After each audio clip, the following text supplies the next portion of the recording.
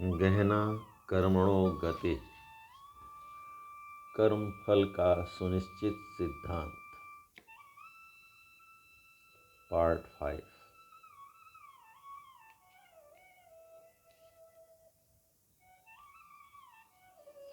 हमारा यह कहने का तात्पर्य कभी नहीं है कि दुनिया दूध से धुली हुई है और आप अपनी दृष्टि दोष से ही उसे बुरा समझ बैठते हैं।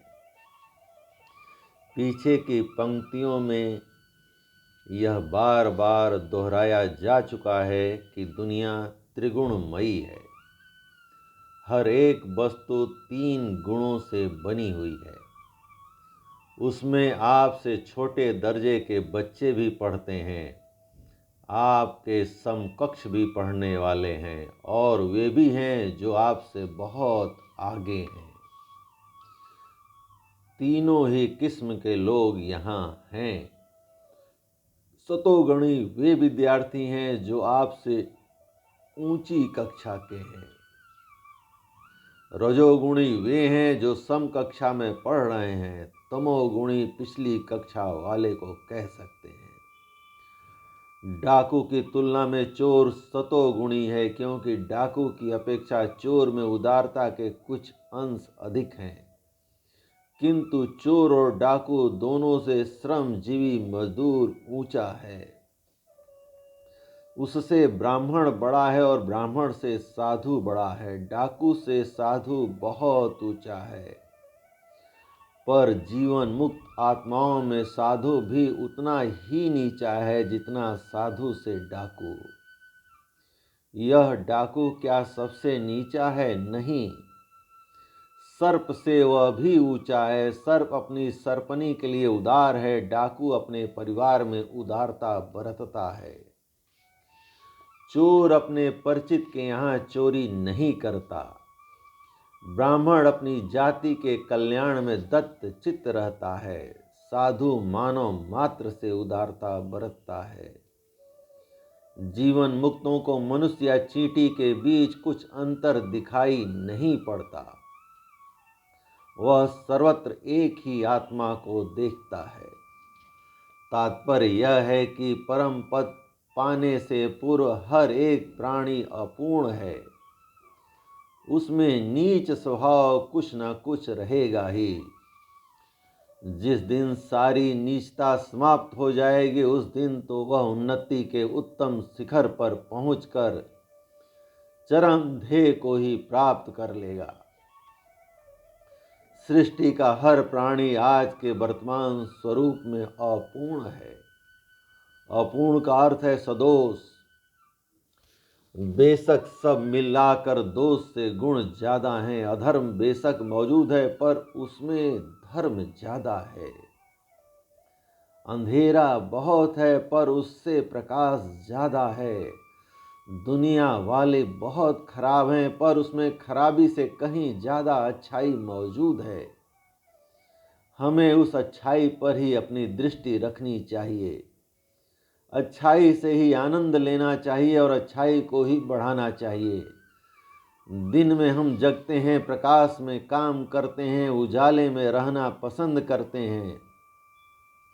जब रात का अंधेरा सामने आता है तो आंखें बंद करके सो जाते हैं। जिन्हें रात में भी कम काम करना है, वे दीपक जला लेते हैं। हमारी यह उजाले में काम करने, अंधेरे में सो जाने की प्रवृत्ति यह सिखाती है कि संसार के साथ किस तरह का व्यवहार करना चाहिए। किसी आदमी में क्या सद्गुण है, उसे खोज निकालिए और उन्हीं से संपर्क रखिए। उन्हीं में आनंद लीजिए, उन्हें ही प्रोत्साहित कीजिए। जो दोष हो उन्हें भी देखिए तो सही, पर उनमें उलझिए मत। रात की तरह आंख बंद कर लीजिए। महर्षि दत्तात्रेय की कथा जानने वालों को विदित होगा कि जब तक वे दुनिया के काले और सफेद दोनों पहलुओं का समन्वय करते रहे, तब तक बड़े चिंतित और दुखी रहे। जब उन्होंने कालेपन से दृष्टि हटा ली और सफेदी पर ध्यान दिया तो उन्हें सभी जीव आदरणीय उपदेश देने वाले पवित्र दिखाई पड़े। उन्होंने 24 गुरु बनाए जिनमें कुत्ता, बिल्ली, सियार, मकड़ी, मक्खी, चील, कौवे जैसे जीव भी थे। उन्हें प्रतीत हुआ कि कोई भी प्राणी घृणित नहीं है, सबके अंदर महान आत्मा है और वे महानता के लिए आगे बढ़ जाते हैं। जब हम अपनी दृष्टि को गुण ग्राहक बना लेते हैं तो दुनिया का सारा तख्ता पलट जाता है। दोष के स्थान पर गुण, बुराई के स्थान पर भलाई, दुख के स्थान पर सुख आ जा बैठता है। बहुत बुरी दुनिया बहुत अच्छी बन जाती है। तिल की ओट ताड़ छिपा हुआ है। भूल भुलैया के खेल में चोर दरवाजा जरा सी गलती के कारण छू जाता है। बाजीगर एक पोली लकड़ी रखता है, उसमें एक तरफ डोरा पीला होता है, दूसरी तरफ नीला। इस छेद में से डोरा खींचता है तो पीला निकलता है और उधर से खींचने पर वह नीला हो जाता है। लोग अचंभा करते हैं कि डोरा किस तरह रंग बदलता है, पर उस लकड़ी के पोले भाग में डोरे का एक भाग उलझा रहने के कारण यह अदला बदली होती रहती है। संसार किसी को बुरा दिखता है, किसी को भला। इसका कारण हमारी दृष्टि की भीतरी उलझन है। इस उलझन का रहस्य भरा सुलझाव यह है कि आप अपना दृष्टिकोण बदल डालिए। अपने पुराने कल्पना जंजालों को तोड़ फोड़ कर फेंक दीजिए। तरह तरह के उलझनों भरे जाल जो मस्तिष्क में बुने गए हैं उन्हें उखाड़ कर एक कोने में मत डाल दीजिए। अपना तीसरा नेत्र, ज्ञान नेत्र खोलकर पुरानी दुनिया को नष्ट कर डालिए। वर्तमान कलयुग को प्रलय के गर्त में गिर पड़ने दीजिए और अपना सतयुग अपने मानस लोक में स्वयं रच डालिए। आप दुनिया को, अंधेरे को, तमोगुण को देखना बंद करके प्रकाश को, सतो गुण को देखिए। फिर देखिए कि यह दुनिया जो नरक सी दिखलाई पड़ती थी एक दिन बाद स्वर्ग बन जाती है। कल आपको अपना पुत्र अवज्ञाकारी लगता था, स्त्री कर्कश प्रतीत होती थी, भाई जान लेने की फिक्र में था, मित्र कपटी थे। वे अपनी दृष्टि बदलने के साथ ही बिल्कुल बदल जाएंगे।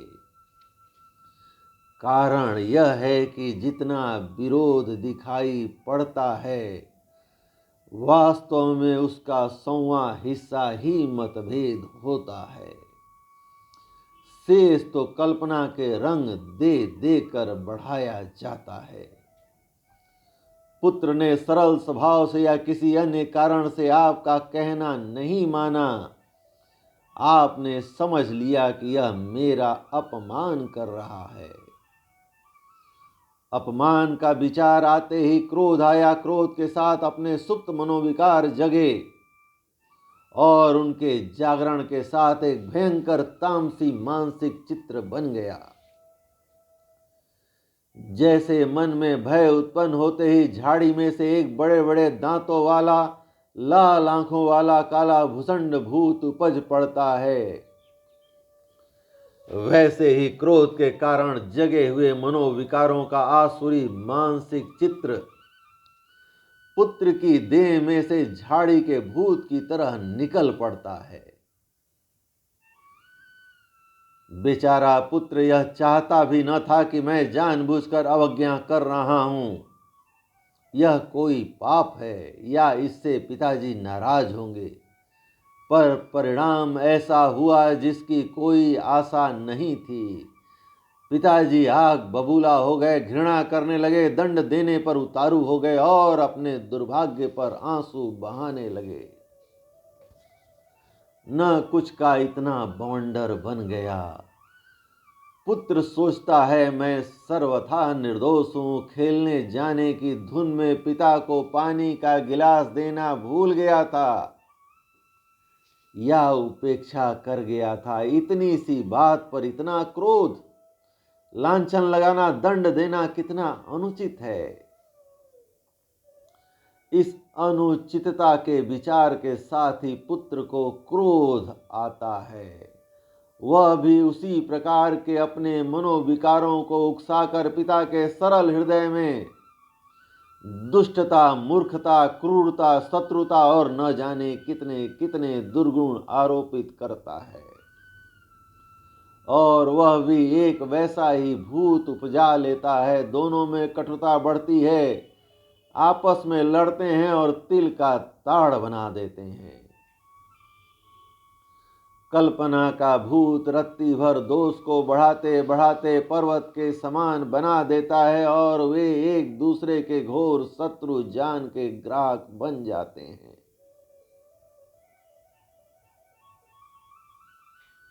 हमारे अनुभव में ऐसे अनेक प्रसंग आए हैं जब हमें दो विरोधियों में समझौता कराना पड़ा है, दो शत्रुओं को मित्र बनाना पड़ा है। दोनों में विरोध किस प्रकार आरंभ हुआ, इसका गंभीर अनुसंधान करने पर पता चला कि वास्तविक कारण बहुत ही अल्प था। पीछे दोनों पक्ष अपनी अपनी कल्पनाएं बढ़ाते गए और बात का बतंगड़ बन गया। यदि एक दूसरे को समझने की कोशिश करें, अपने अपने भाव एक दूसरे पर प्रकट कर दें और एक दूसरे की इच्छा, स्वभाव, मनोभूमि का उदारता से अध्ययन करें, तो जितने आपसी तनाव और झगड़े दिखाई पड़ते हैं उनका 99% भाग कम हो जाए और 100 भाग से 1 भाग ही रह जाए।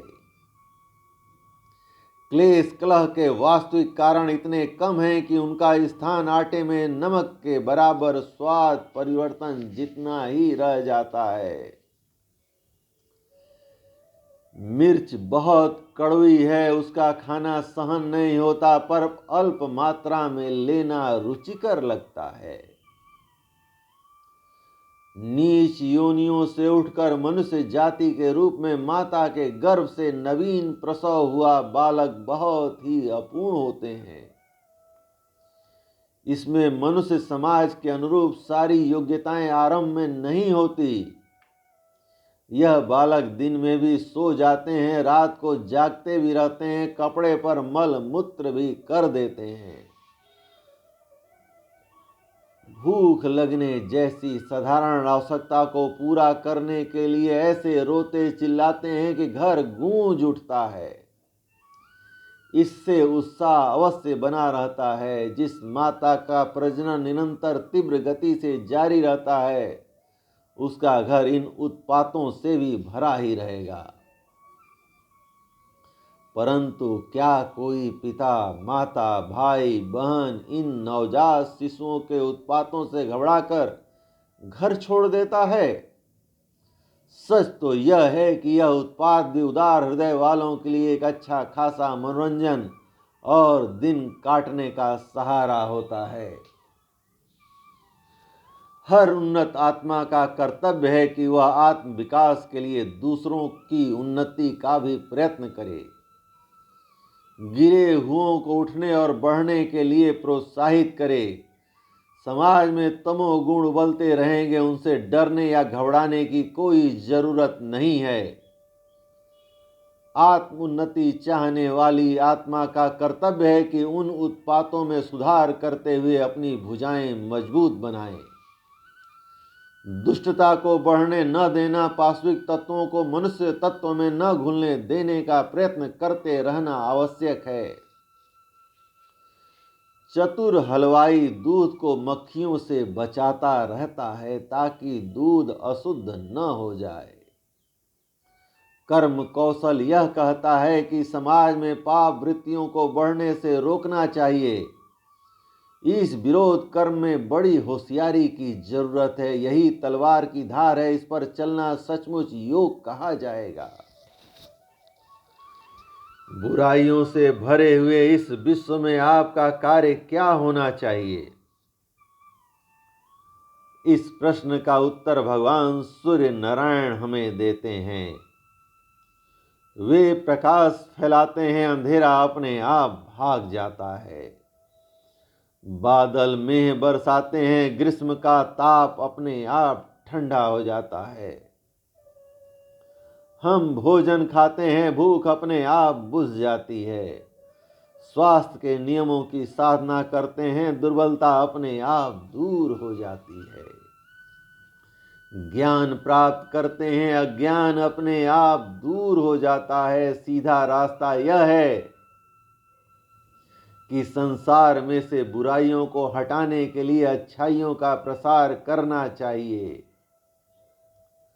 अधर्म को मिटाने के लिए धर्म का प्रचार करना चाहिए। रोग निवारण का सच्चा उपाय यह है कि जनता की बुद्धि में स्वास्थ्य के नियम की महत्ता ढाली जाए।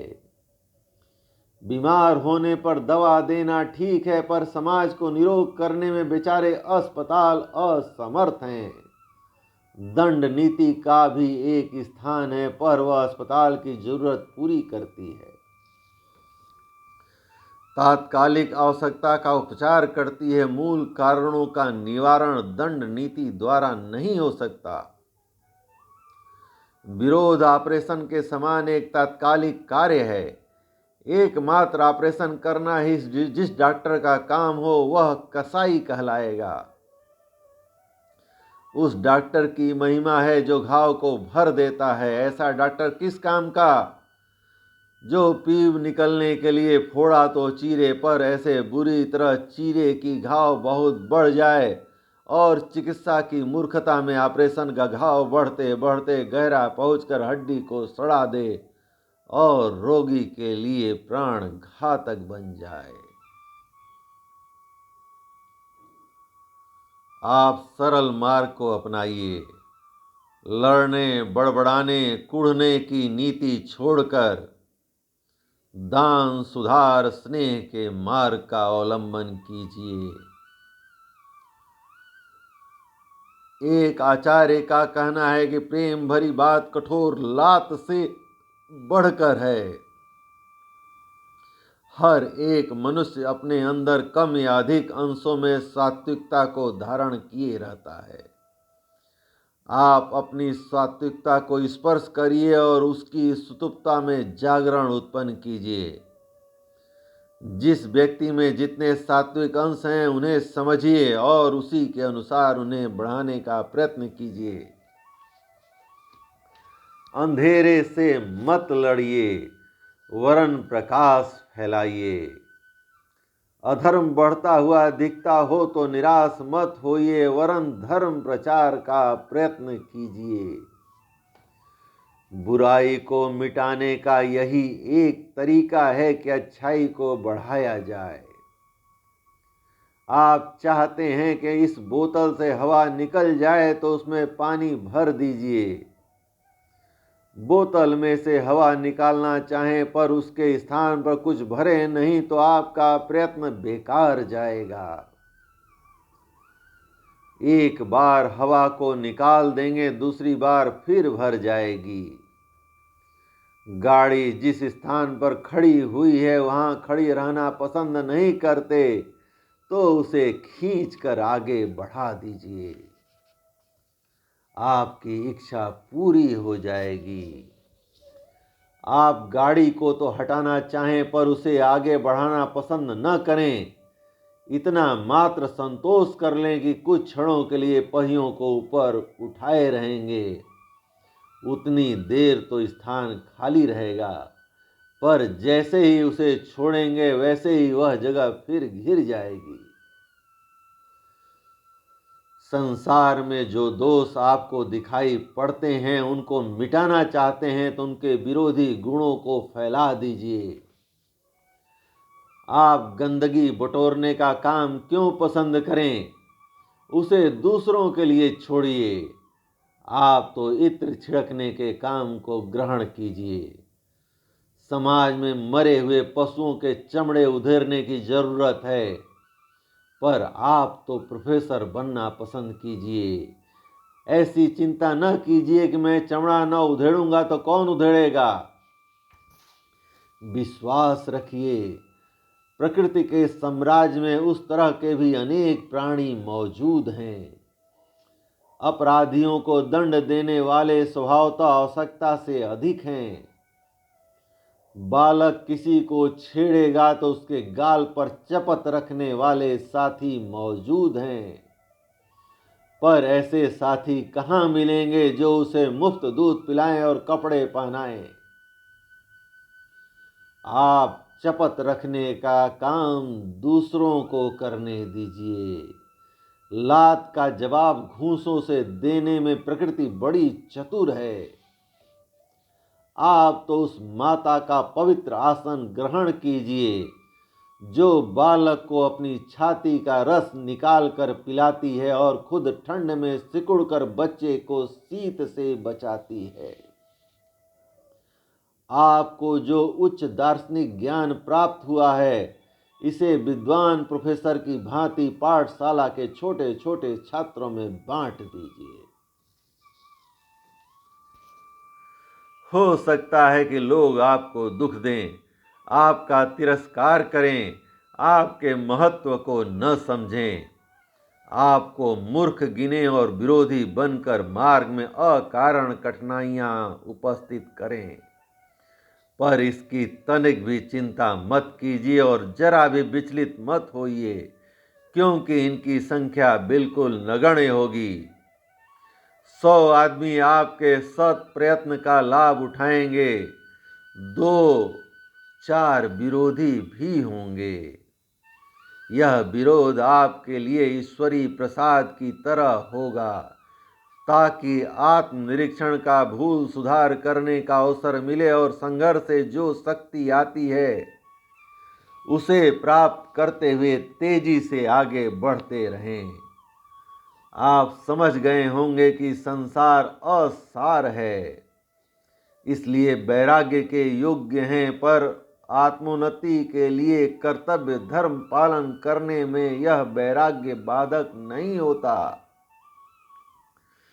सच तो यह है कि वैराग्य को अपनाकर ही हम विकास के पथ पर तीव्र गति से बढ़ सकते हैं। संसार को दुखमय मानना एक भारी भूल है। यह सुखमय है। यदि संसार में सुख न होता तो स्वतंत्र, शुद्ध, बुद्ध और आनंदी आत्मा इसमें आने के लिए कदापि तैयार नहीं होती। दुख और कुछ नहीं, सुख के अभाव का नाम दुख है। राजमार्ग पर चलना छोड़कर कटीली झाड़ियों में भटकना दुख है।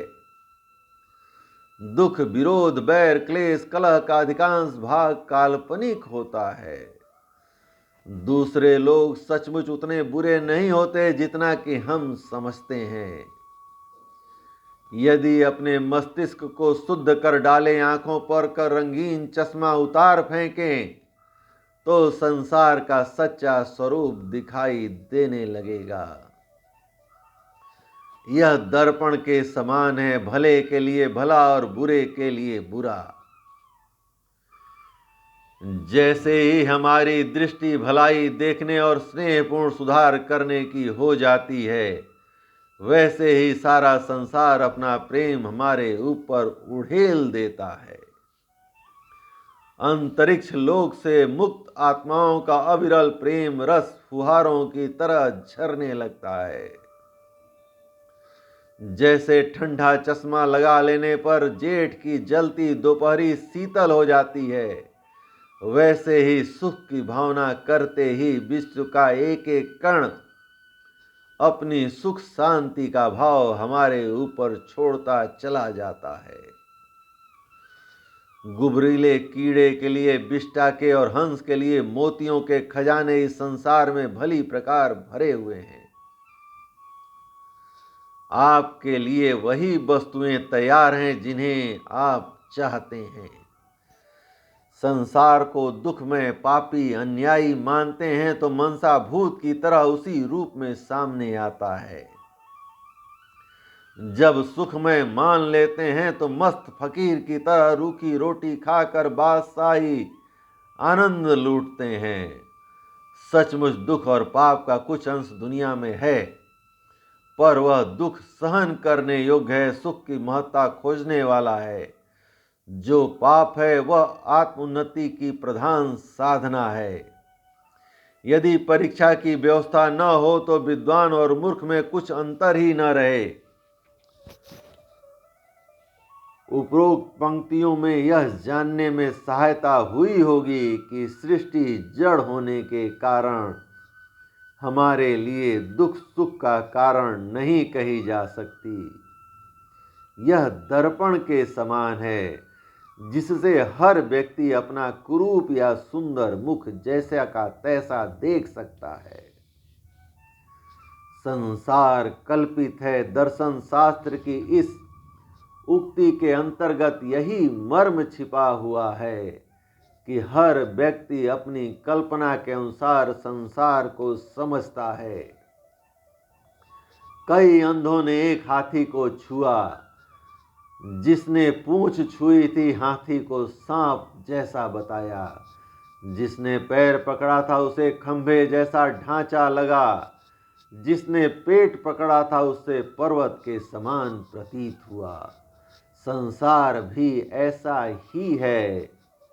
इसका रूप अपने निकटवर्ती स्थान को देखकर निर्धारित किया जाता है। आप अपने आसपास पवित्रता, प्रेम, भातृभाव, उदारता, स्नेह, दया, गुण, दर्शन का वातावरण तैयार कर लें। अपनी दृष्टि को गुणग्राही बना लें तो हम शपथ पूर्वक कह सकते हैं कि आपको यही संसार नंदन वन की तरह, स्वर्ग के उच्च सोपान की तरह आनंददायक बन जाएगा। भले ही पड़ोसी लोग अपनी बुरी और दुखमयी कल्पना के अनुसार इसे बुरा और कष्टप्रद समझते हैं। दुख का कारण पाप ही नहीं है। आमतौर से दुख को नापसंद किया जाता है। लोग समझते हैं कि पाप के फलस्वरूप अथवा ईश्वरीय कोप के कारण दुख आते हैं, परंतु यह बात पूर्ण रूप से सत्य नहीं है। दुखों का एक कारण पाप भी है, यह तो ठीक है, परंतु यह ठीक नहीं कि समस्त दुख पापों के कारण ही आते हैं। कई बार ऐसा भी होता है कि ईश्वर की कृपा के कारण, पूर्व संचित पुण्यों के कारण और पूर्व संचय की तपश्चर्या के कारण भी दुख आते हैं।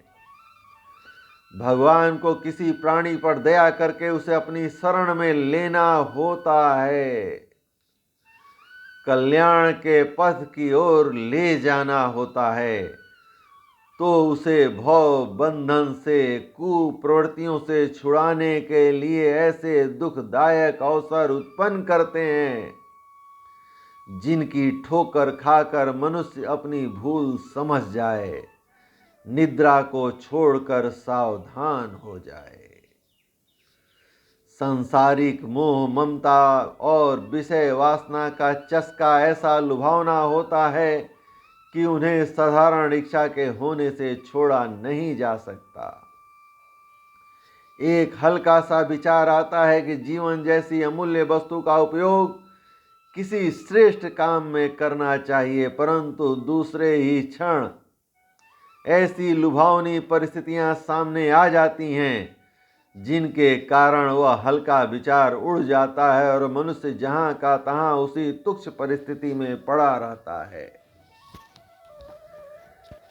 इस प्रकार की कीचड़ में से निकालने के लिए भगवान अपने भक्त में झटका मारते हैं और सोते हुए को जगाने के लिए बड़े जोर से झकझोरते हैं। वह झटका और झकझोरना हमें दुख जैसा प्रतीत होता है। मृत्यु के समीप तक ले जाने वाली बीमारी, परम प्रिय स्वजनों का मृत्यु, असाधारण घाटा, दुर्घटना, विश्वसनीय मित्रों द्वारा अपमान या विश्वासघात जैसे दिल को चोट पहुंचाने वाली घटनाएं, इसलिए भी आती हैं कि उनके जबरदस्त झटके के आघात से मनुष्य तिल मिला जाए और सहज होकर अपनी भूल सुधार ले, गलत रास्ते को छोड़कर सही मार्ग पर आ जाए। पूर्व संचित शुभ संस्कारों के कारण इसलिए दुख आते हैं कि शुभ संस्कार एक सच्चे चौकीदार की भांति उस मनुष्य को उत्तर मार्ग पर ले जाना चाहते हैं, परंतु पाप की ओर उसकी प्रवृत्ति बढ़ती है तो वे शुभ संस्कार इसे अपने ऊपर आक्रमण समझते हैं और इससे बचाव करने का पूरा प्रयत्न करते हैं। कोई आदमी पाप कर्म करने जाता है परंतु रास्ते में ऐसा विघ्न उपस्थित हो जाता है कि उसके कारण उस कार्य में सफलता नहीं मिलती। वह पाप होते होते बच जाता है। चोरी करने के लिए यदि रास्ते में पैर टूट जाए और दुष्कर्म पूरा न हो सके तो समझना चाहिए कि पूर्व संचित शुभ संस्कारों के कारण, पुण्य फल के कारण ऐसा हुआ है। धर्म कर्म करने में, कर्तव्य धर्म का पालन करने में असाधारण कष्ट सहना पड़ता है, अभावों का सामना करना होता है। इसके अतिरिक्त दुष्टात्मा लोग अपने पापपूर्ण स्वार्थों पर आघात होता देखकर उस धर्म सेवा के विरुद्ध हो जाते हैं और नाना प्रकार की यातनाएं देते हैं। इस प्रकार के कष्ट सत्पुरुषों को पग पग पर झेलने पड़ते हैं। यह पुण्य संचय के तपश्चर्या के अपनी सत्यता की परीक्षा देकर स्वर्ण समान चमकाने वाला दुख है। निसंदेह कुछ दुख पापों के परिणाम स्वरूप भी होते हैं, परंतु यह भी निश्चित है कि भगवान की कृपा से पूर्व संचित शुभ संस्कारों से और धर्म सेवा की तपश्चर्या से भी वे आते हैं। इसी प्रकार जब अपने ऊपर कोई विपत्ति आए तो केवल यह ही न सोचना चाहिए कि हम पापी हैं, अभागे हैं, ईश्वर के कोप भाजन हैं। संभव है वह कष्ट हमारे लिए किसी हित के लिए ही आया हो। उस कष्ट की तह में शायद कोई ऐसा लाभ छिपा हो जिसे हमारा अल्पज्ञ मस्तिष्क आज ठीक ठीक पहचान न पा रहा हो। दूसरे लोग अनीति और अत्याचार करके किसी निर्दोष व्यक्ति को सता सकते हैं। शोषण, उत्पीड़न और अन्याय का शिकार कोई व्यक्ति दुख पा सकता है। अत्याचारी को भविष्य में उसका दंड मिलेगा, पर इस समय तो निर्दोष को ही कष्ट सहना पड़ा। ऐसी घटनाओं को उस दुख पाने वाले व्यक्ति के कर्मों का फल नहीं कहा जा सकता। विद्या पढ़ने में विद्यार्थी को काफी कष्ट उठाना पड़ता है। माता को बालक के पालने में काफी तकलीफ होती है। तपस्वी और साधु पुरुष लोक कल्याण और आत्मोन्नति के लिए नाना प्रकार के दुख उठाते हैं। इस प्रकार स्वेच्छा से स्वीकार किए हुए कष्ट और उत्तरदायित्व को पूरा करने में जो कठिनाइयां उठानी पड़ती हैं एवं संघर्ष करना पड़ता है, उसे दुष्कर्मों का फल नहीं कहा जा सकता। हर मौज मारने वाले को पूर्व जन्म का धर्मात्मा और हर कठिनाई में पड़े हुए व्यक्ति को पूर्व जन्म का पापी कह देना उचित नहीं। ऐसी मान्यता अनुचित एवं भ्रमपूर्ण है। इस भ्रम के आधार पर कोई व्यक्ति अपने को बुरा समझे, आत्मग्लानि करे, अपने को नीच या निंदित समझे, इसकी कोई आवश्यकता नहीं है। कर्म की गति गहन है, उसे हम ठीक प्रकार नहीं जानते, केवल परमात्मा ही जानता है। हमें अपने कर्तव्य और उत्तरदायित्व को पूरा करने के लिए हर घड़ी प्रयत्नशील एवं जागरूक रहना चाहिए। दुख सुख जो आते हों उन्हें धैर्यपूर्वक स्वीकार करना चाहिए। मनुष्य की जिम्मेदारी अपने कर्तव्य धर्म का पालन करने की है। सफलता असफलता या दुख सुख अनेक कारणों से होते हैं, उसे ठीक प्रकार कोई नहीं जानता। जय गुरुदेव। वेद मूर्ति पंडित श्री राम शर्मा आचार्य द्वारा लिखित गहना कर्मों गति पुस्तक पूर्ण हुई। गुरुदेव को धन्यवाद, धन्यवाद।